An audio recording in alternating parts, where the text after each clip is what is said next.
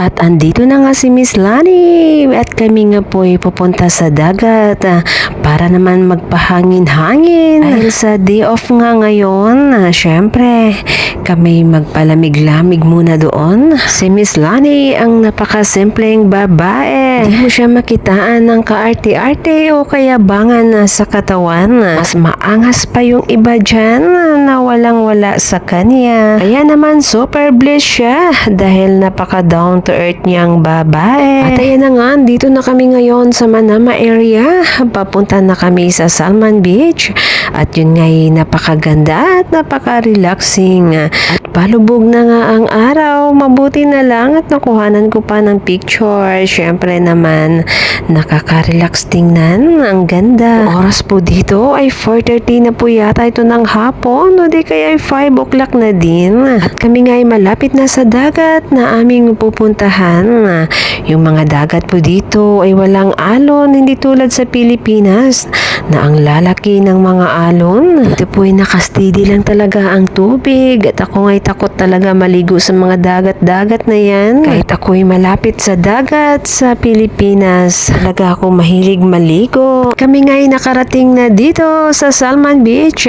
First time ko lang po dito makapunta. Sa tagal ko na sa Bahrain kasi naman sasadyain mo din talaga dito at napaka-relaxing talaga na place na to. Nagsidatingan na nga din ang aming mga friends dyan at nagkita-kits na lang kami dito. Gusto ko nga po palang magpasalamat sa inyong lahat. Thank you so much po sa pag-subscribe sa aking YouTube channel, ang Cheryl in Bahrain. At syempre maraming salamat po sa pag-play ng aking mga videos. Nang dahil po sa inyo ay na-monetize na po ang aking YouTube channel. Kaya syempre maraming salamat po. Dahil sa may araw pa, kaya naman mag-picture-picture muna kami.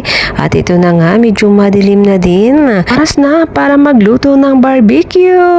Napakasarap mag-ihaw-ihaw sa tabing dagat, lalo na pag mainit-init pa. Ang sarap kainin. Diyan nga'y napakasarap na lamb chop. Ang bilis lang talaga ng oras, madilim na ang paligid. Siyempre, ihaw-ihaw habang nagbe-picture-picture. Para naman may remembrance, para naman may memories kami dito sa Bahrain. Si Miss Lani po yan, ay taga-amin po yan sa Pilipinas, ang aking kapitbayan. Halos talaga ng mga taga-amin dito, puro may mga sasakyan at puro na lang sila taga-sundo sa akin.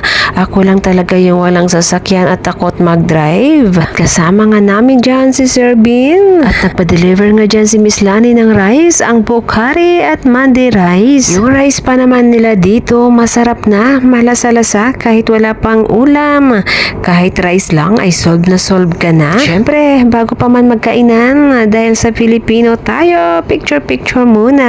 Ganda na ng weather dito dahil pa winter time na. Lamig na ng simoy ng hangin. Ang sarap na magtambay-tambay talaga sa gabi. At ayan na nga si 30, si baby boy. Ang gwapeto at mabait na bata. Manang-mana din naman sa nanay at tatay niya. Feeling na sa Pilipinas lang din. Parang nasa Pilipinas lang kami. Buti dito at safe naman kahit anong oras. Walang may lumalapit o nanggugulo. At dahil sa nakapagluto na kami at nakapag-picture-picture, syempre kainan na. At ayan na nga, babanat na kami ng Bukhari at Mandi rice. Ang sarap ng mga ulam. Merong chop, merong beef, merong chicken na barbecue. Ang ganda ng view sa gabi. Maraming salamat po ulit sa inyong lahat. Maraming salamat po sa pag-view ng aking mga videos. Thank you so much po.